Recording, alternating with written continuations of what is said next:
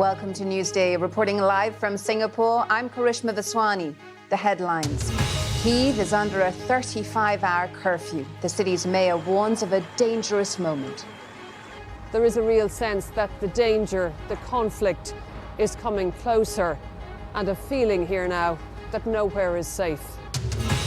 Russia claims it now controls the entire southern region of Kherson, but residents continue their protests against the occupation. And a court in Russia finds the TV journalist who staged a protest against the war on primetime television. Live from our studio in Singapore. This is BBC News. It's Newsday.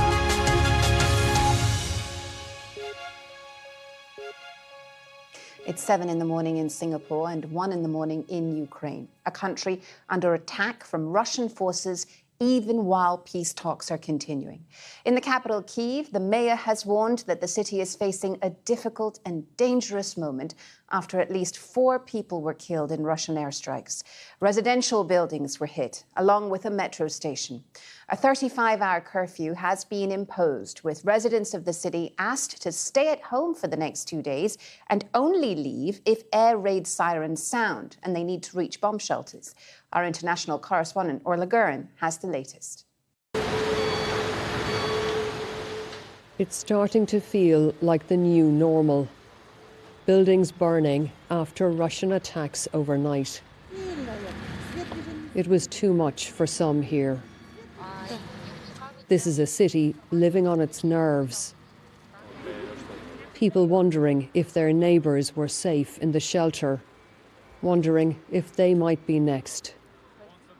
For the second day running, Kyiv has woken up to this. This is a residential building. There's no sign of anything else around except blocks of flats. There is a real sense that the danger, the conflict, is coming closer, and a feeling here now that nowhere is safe. 4 people were killed here in their own homes. Svetlana, who is Russian and horrified by Moscow's attacks, is worried for her friend.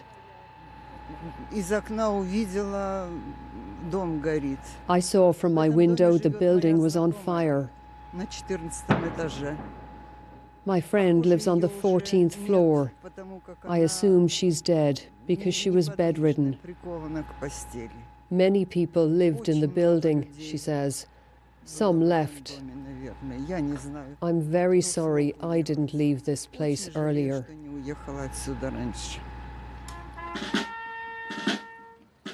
And this too is part of Ukraine's new normal. The funeral of a soldier killed resisting the Russians. Colonel Valery Guts was mourned in his hometown of Boryspil, outside Kyiv. There is grief over the losses in battle. Still, Ukrainians are standing firm, united in sorrow.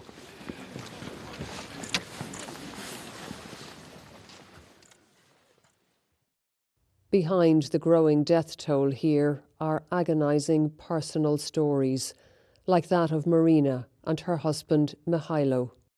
Their daughter's apartment in the town of Irpin was shelled by the Russians. The whole family was here at the time. Marina survived with her daughter and grandson because her husband and son pushed them to safety. Sergei, her son, died in her arms. Marina, who fled to Western Ukraine, tells me about his final moments.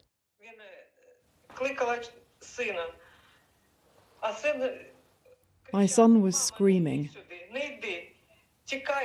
"Mum, don't come in here. Run away from here." He was begging me to save his sister and his nephew. He was still conscious. He was in so much pain that he kept saying,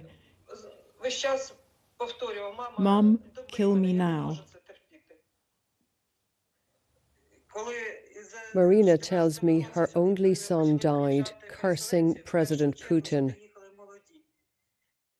Mihailo died alongside him. She says he was everything she could have dreamt of in a husband, and he adored his grandson. One Russian shell destroyed this happy family. Father and son remain in the rubble 9 days on. It's been impossible to bury them. Orla Guerin, BBC News, Kyiv. Well, as the fighting continues, so does the exodus of people trying to flee Ukraine. An estimated 20,000 civilians have managed to leave the besieged city of Mariupol in southern Ukraine, but in many areas of the south, people have been trapped by the fighting. Russia says it's now in control of the entire region of Kherson, also in the south of the country. Our correspondent Andrew Harding reports. In a city under Russian occupation, another display of public fury.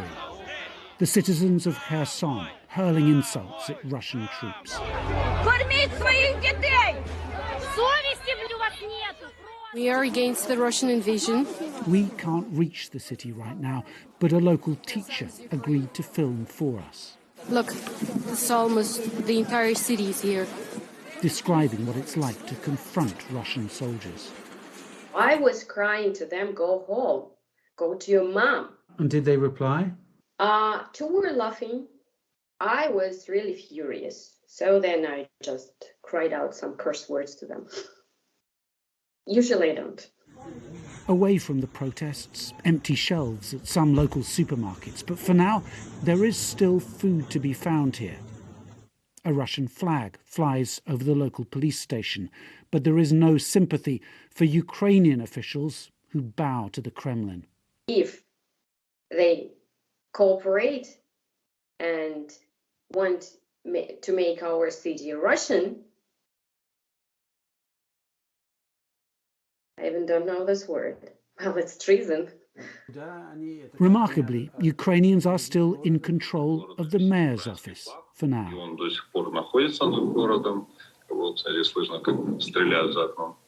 You can hear shelling outside, says the deputy mayor Yuri Stelmashenko, not far away. But we're getting used to it. The Russians have allowed us to keep working, but it's not clear how long that will last. Not surprisingly, a lot of the people we're in contact with inside Kherson don't want us to identify them, but they tell us that essential drug supplies are running out and that Russian forces continue to arrest and to interrogate and to scare people. Are you worried that by speaking out like this, to me, to us, that you might put yourself in danger? A bit, because I'm not an activist. I want people to know what's happening here. I'm in my homeland. I'm not doing anything wrong. I'm trying to protect my daughter. Outside, the protests continue, amid reports that Ukrainian forces are now trying to seize back control of Kherson. Andrew Harding, BBC News in southern Ukraine. Well, let's cross now to Washington and speak to Melinda Herring, who's Deputy Director of the Eurasia Center at the Atlantic Council think tank. Great to get you on the programme with your thoughts, Melinda. You know, just looking at the reports from our correspondents there, the fighting is obviously intensifying. What's your sense now of where Russia stands in this conflict, and will it be able to sustain this attack any longer? It's nice to be here with you. So Russia is making slow but steady progress. We need to be watching what they're doing in the Black Sea region. You had a great report on what's happening in Kherson, but I'm deeply worried about the humanitarian catastrophe in Mariupol. There's many hundreds of thousands of people who don't have power, water, fuel, and food, and they're melting snow to get drinking water. And the situation is very, very dire. And I think what Vladimir Putin is going to do is he's going to replicate the tactics that he's put in place in Mariupol. And some people are calling it the Aleppo strategy, which is indiscriminate civilian bombing in both Kharkiv and Kiev, the two largest cities in Ukraine. I think that's what we're going to see next. The humanitarian situation is going to get worse and worse. Yes, the Ukrainians are fighting heroically, but the Russians are making sort of slow but steady progress. Yeah, Melinda, on that Aleppo strategy, you know, we have heard that that is basically the playbook President Putin is using in this conflict, in this war. But there's also talks taking place, right, between Russia and Ukraine. Is any sign of a diplomatic solution to this possible?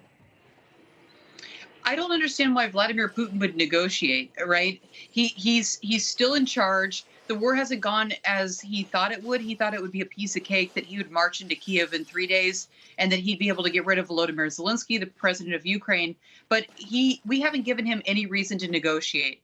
The West has, of course, put very strong sanctions into place, and we've provided defensive material to Ukraine. But we haven't put a no-fly zone into place. And Putin is still in charge. He's not going to negotiate until he's forced to. So, yes, it's good that we're talking. Let's see if we can negotiate some kind of real humanitarian passageway. But he's not serious about negotiations yet. So what would it take then, Melinda, for him to be serious about negotiations? What does he want in all of this? He wants to destroy Ukraine, and he wants to rewrite the rules of the European security architecture. And that's fancy think tank speak for he wants to be the boss in Europe.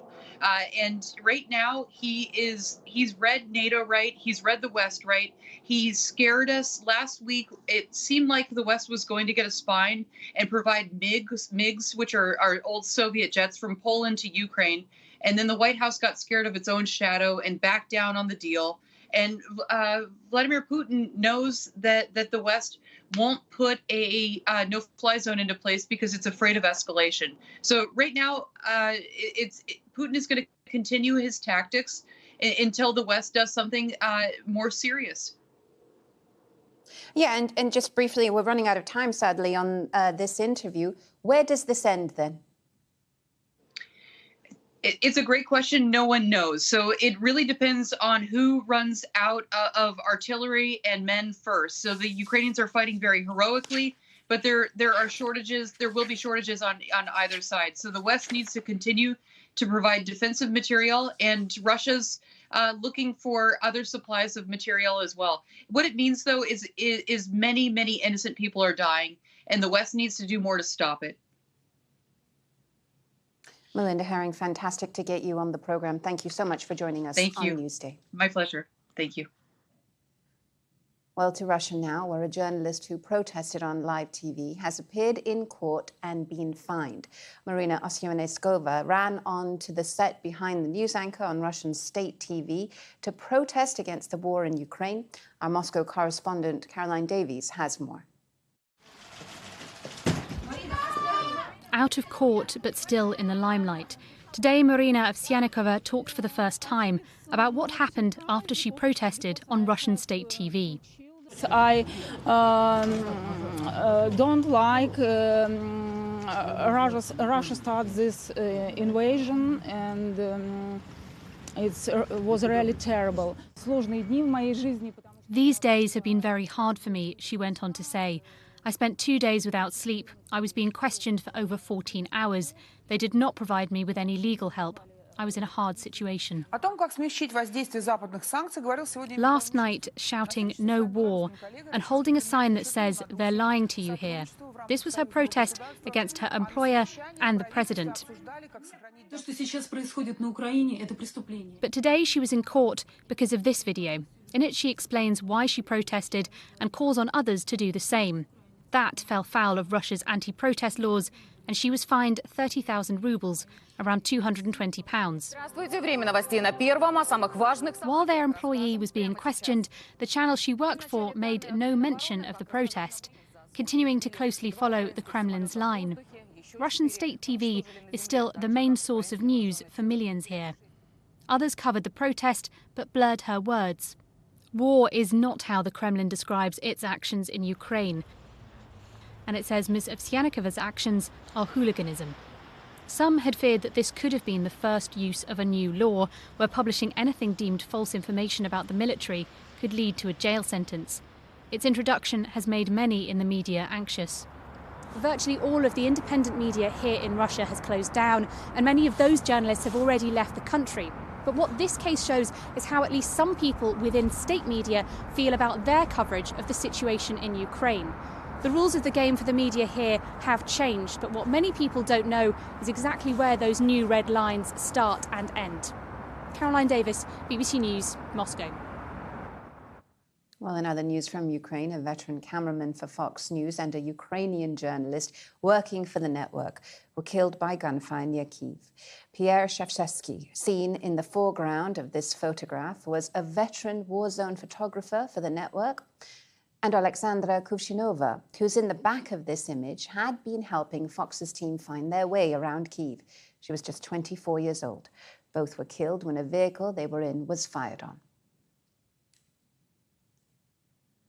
You're watching Newsday on the BBC. Still to come on the programme, keeping the supplies coming in and the refugees going out.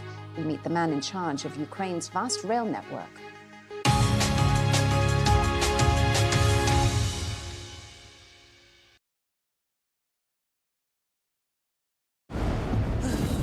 Oh, how about a spark of inspiration?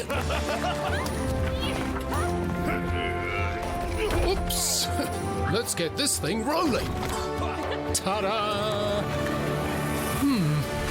Try that on for size. Yeah!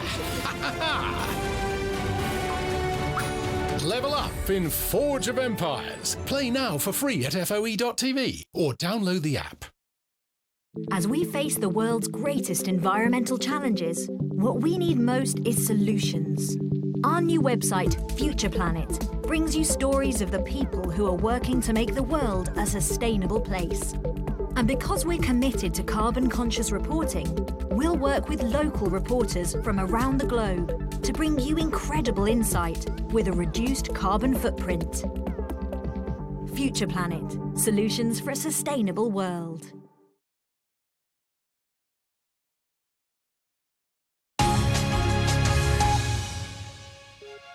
This is Newsday on the BBC. I'm Karishma Vaswani in Singapore. Our headlines for you today. Kyiv is under a 35-hour curfew. As fighting gets closer to the Ukrainian capital, the city's mayor warns of a dangerous moment. The Russian journalist who interrupted a TV news bulletin on Monday night to protest against the invasion said she was questioned for more than 14 hours without a lawyer. I want to turn from the turmoil in Ukraine now to another story and tell you about Yemen, which is also struggling with its own conflict. This month marks 8 years of conflict there between the Saudi-backed government and the Houthis backed by Iran, making it a regional power struggle between two powerful states. The UK Prime Minister Boris Johnson is due to fly to the Middle East for a 3-day trip during which he will encourage Saudi Arabia to boost its oil production, given the sharp reduction in Russian supplies. But the visit isn't short of controversy. The BBC Arabic special correspondent Nawal Al-Maghafi explains why. Another deadly night in Yemen's capital, Sana'a. And a frantic morning at what's left of a family home. A common scene in this war between Houthi rebels linked to Iran and a coalition led by Saudi Arabia and the UAE. Hassan's brother was at the scene. I called my brother. I could hear women and people screaming in the background. He said, "We are coming to help." The first airstrike killed a former aviation college head linked to the Houthis, with his wife and children. And I was rushing to help. Then I heard the second strike. The house was flattened. The second hit killed his brother and 4 other rescuers. 2 strikes. This is what's called a double tap attack. The UN has condemned them and said the targeting of rescuers could amount to a war crime. The coalition said it was targeting Houthi camps across the capital. It was in response to a Houthi drone attack on the UAE. like this one, shown in their propaganda video. Both sides are accused of war crimes, which they deny.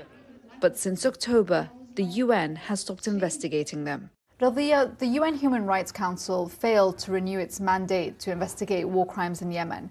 What has been the outcome? That was a very dangerous message to all parties to the conflict, that they have impunity and they will not be held accountable. And the consequences can be seen here. Escalating attacks have seen more than 400 casualties in January and February alone, making it the most violent period in years. Amongst the rubble, a burnt face of a father, hidden from onlookers, including his sons. Iyad and his two brothers are left without a family breadwinner. He's left a huge void in my life. And if the attacks don't stop, we will fight back. This war's aim was to weaken the Houthis, but sentiment like this has only grown. And as attacks increase, so too does the hostility. Nawal Al-Maghafi, BBC News. Meanwhile, the UK passport belonging to the detained British-Iranian woman Nazanin Zaghari-Ratcliffe has been returned to her, raising hopes that she may soon be able to return to the UK. Mrs. Zaghari-Ratcliffe has been held in Iran since 2016 after being accused of plotting to overthrow the government, allegations she's always denied. Back to our top story now for you, and let's return to Ukraine, where, as we've been hearing, 3 million people have now left the country and millions of others are moving around trying to reach safety. Many have travelled on the country's rail system, one of the world's biggest. Our special correspondent Fergal Keane reports on the massive effort to keep Ukraine moving.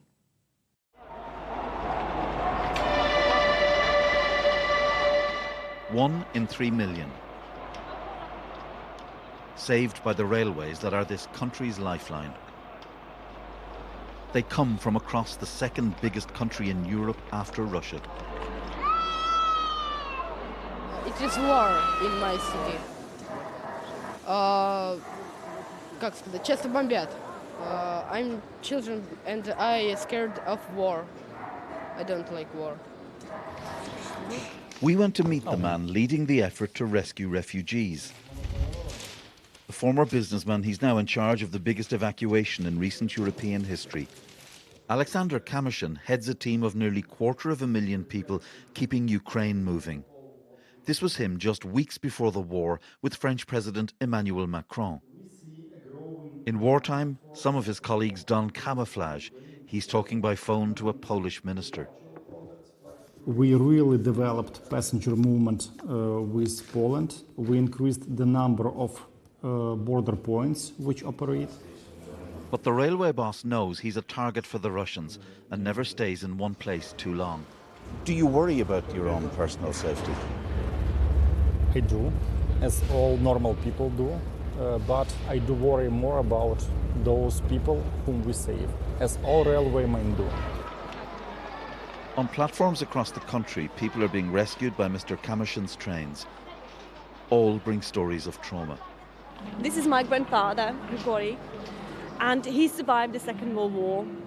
He survived, all the atrocities which had been happening, literally in Kyiv. He was fleeing Kyiv, his homeland, and this is the second time he has to flee. We are heartbroken. Honestly, I'm heartbroken. Trains travel both ways. To the east and south, carrying aid, and to the front line, soldiers. Maria Yatsenko, aged 80, has just taken her great-granddaughters to Poland, but she wants to take a train home despite the war. Everybody knows me, and I know everybody else. Poland is good, but it's better to be at home. Home is home.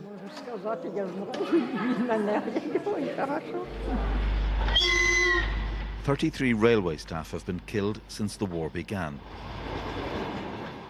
It's hardly surprising. Their leader wants international protection. They hit the track daily, they hit the stations daily, they hit the trains daily, and we lose people because of this shelling. And the only thing we ask from the West is close the sky.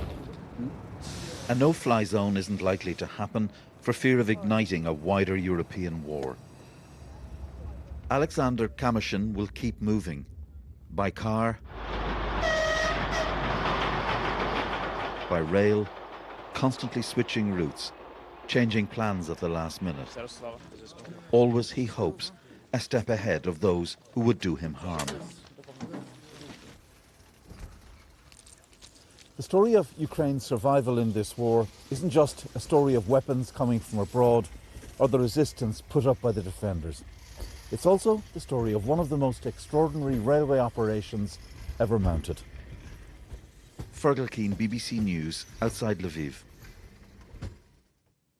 Remarkable story. There's so many remarkable stories from Ukraine, from our correspondents, I have to say. That's it for us on Newsday at this hour. Thanks so much for joining us. Do stay with BBC News for the latest global headlines.